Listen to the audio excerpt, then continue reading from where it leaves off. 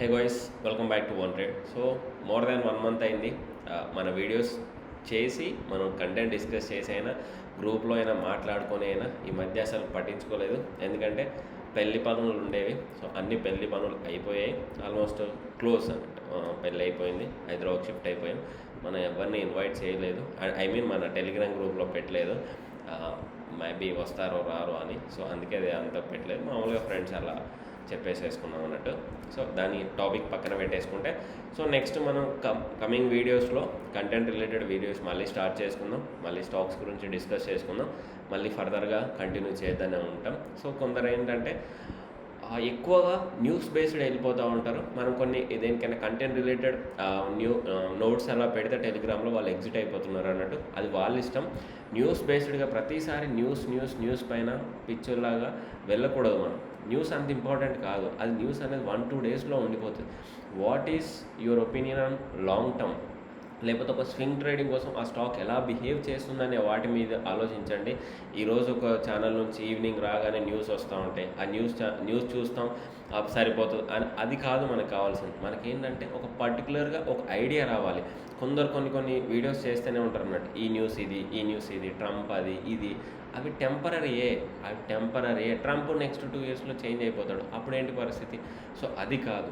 ఈ స్టాక్ ఏంటి, ఈ స్టాక్ లాంగ్ టర్మ్లో ఎలా పర్ఫామ్ చేయబోతుంది, స్వింగ్ ట్రేడింగ్ పర్పస్లో ఎలా పర్ఫామ్ చేయబోతుంది, దీని ఎంట్రీ ఎక్కడ, ఇఫ్ అంత బాగాలేకపోతే ఎగ్జిట్ ఎక్కడ, బాగుంటే ఎగ్జిట్ ఎక్కడ, ప్రాఫిట్స్ ఎలా బుక్ చేసుకోవాలి, వీటిపైన ఆలోచించండి.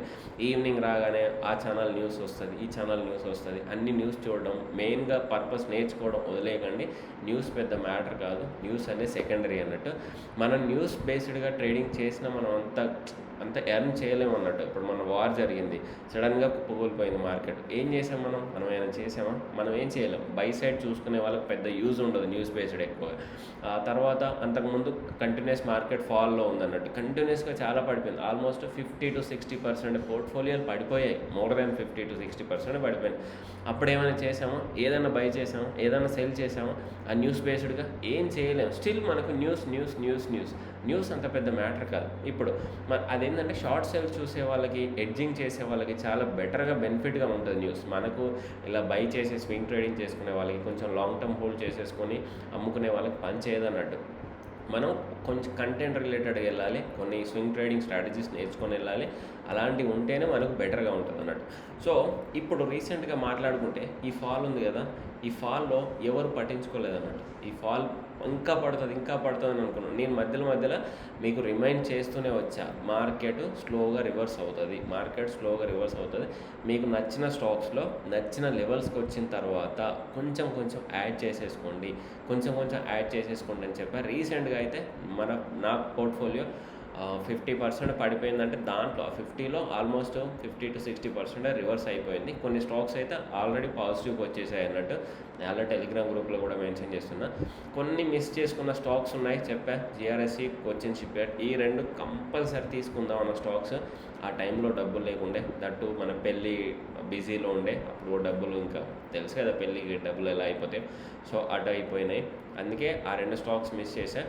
రీసెంట్గా నీకు చెప్పా, టిటాగర్ రైల్వేస్ కొంచెం ఫోకస్ చేశాను. ఎందుకంటే టిటాగర్ రైల్వేస్ కూడా స్టార్టింగ్ నుంచే ఫోకస్ చేద్దాం అనుకున్నా. ఈ వేగన్స్ మ్యానుఫ్యాక్చరింగ్ ఉంది కదా, ఇండియాలో ఆల్మోస్ట్ టాప్ లీడ్లో ఉంది. అదైనా వందే భారత్ బోగీస్ అయినా వీటిలో చాలా టాప్లో ఉందన్నట్టు. అందుకే టిటాగర్ రైల్వేస్ కొన్ని ఫోకస్ చేశా. నెక్స్ట్ టాటా టెక్ కూడా కొన్ని యాడ్ చేసా. ప్రీవియస్గా కొన్ని ఉండే, దాటిని కొంచెం యావరేజ్ చేసా. చూడండి, మార్కెట్ డౌన్లో ఉన్నప్పుడు నువ్వు కొనకపోతే, అంటే అన్ని స్టాక్స్ అని కాదు, నీ ఫేవరెట్ స్టాక్, మంచి స్టాక్స్, మార్కెట్ డౌన్లో ఉన్నప్పుడు నువ్వు కొనకపోతే అప్లో ఉన్నప్పుడు కొని వేస్ట్. ఎందుకంటే డౌన్లో ఉన్నప్పుడే ఎక్కువ మార్జిన్ వస్తుంది మనకి, ప్రాఫిట్ మార్జిన్ అనేది చాలా ఎక్కువ వస్తుంది. అప్లో ఉన్నప్పుడు ఏం రాదు, జస్ట్ భయపడుతూ ఉంటాం. కొంచెం పెరగగానే అమ్మేసేసుకోండి. కానీ down, bottom of the market, bottom of the stock, ఒక మంచి స్టాక్కి లోవర్ వాల్యుయేషన్లో దొరికినప్పుడు కళ్ళు మూసుకొని తీసుకోవాలి. ఐఆర్సిటీసీ కూడా చెప్పా. ఐఆర్సిటీసీ కూడా ఒకటే ఉంటాడు వాడు, మోనోపోలీ. ఆ మోనోపోలీని మనం దొరికినప్పుడల్లా గ్రాప్ చేసేసుకోవాలి. ఐటీబీస్ చెప్పా. ఐటీబీస్ కూడా పడినప్పుడల్లా తీసేసుకోవాలి లాంగ్ టర్మ్ కోసం. సో ఈ పడినప్పుడు ఎప్పుడైతే మనం తీసుకోలేదో అప్లో మనకు అంత ప్రాఫిట్స్ రావు. కావాలంటే మీరు చూడండి, ఒక స్టాక్ని 10 రూపాయల దగ్గర కొంటే అది 20 రూపాయలకు డబుల్ అయ్యే ఛాన్సెస్ ఉంటుంది. అదే స్టాక్ని 100 దగ్గర కొంటే 200కు డబుల్ అవ్వాలి. రీసెంట్గా వచ్చిన చాలా స్టాక్స్ ఉన్నాయి, అలా పెరిగినాయి కూడా. సో మీరు ఒక్కసారి ఫోకస్ చేసేయండి. మళ్ళీ ఒకసారి మీకు నచ్చిన స్టాక్స్, ఇంకా మార్కెట్ అంతగా రివర్స్ అవ్వలేదు, ఇంకా అంత మార్కెట్ రివర్స్ అవ్వలేదు. సో మీరు చేయాల్సింది ఏంటంటే, మీకు నచ్చిన స్టాక్స్ ఇప్పుడు చూడండి, అన్ని కన్సోలిడేషన్ స్టేజ్లోనే ఉన్నాయి. ప్రతి స్టాక్ చూడండి, ఇప్పుడు దాదాపు ఒక 8 to 9 మంత్స్ నుంచి కంటిన్యూస్గా అదే స్టేజ్లో రన్ అవుతున్నాయి అన్నట్టు. ఓకే, అది ఒకసారి ఫోకస్ చేయండి.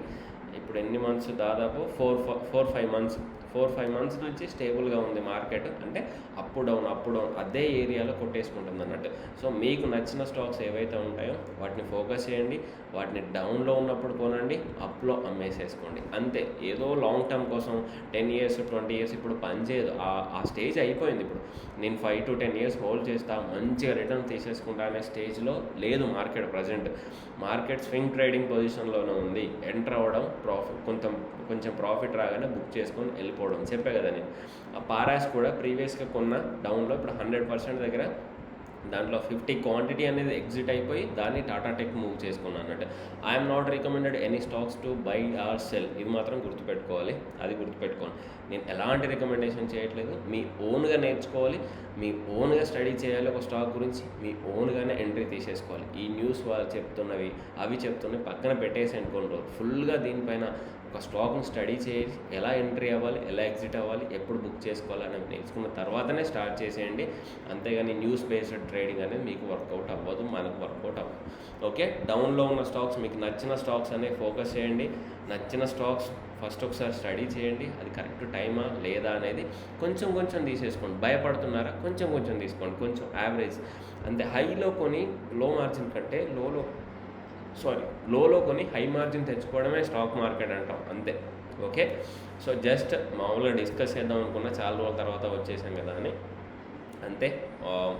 ఓకే, అందరికీ మంచి బెనిఫిట్స్ రావాలి స్టాక్ మార్కెట్ నుంచి. ప్రజెంట్ అయితే మార్కెట్ డౌన్లో ఉంది. ఇండెక్స్లు పెరిగి ఉంటాయి, కానీ స్టాక్స్ మాత్రం స్టిల్ లోవర్ వాల్యుయేషన్లోనే ఉన్నాయి. Thank you. జై హింద్.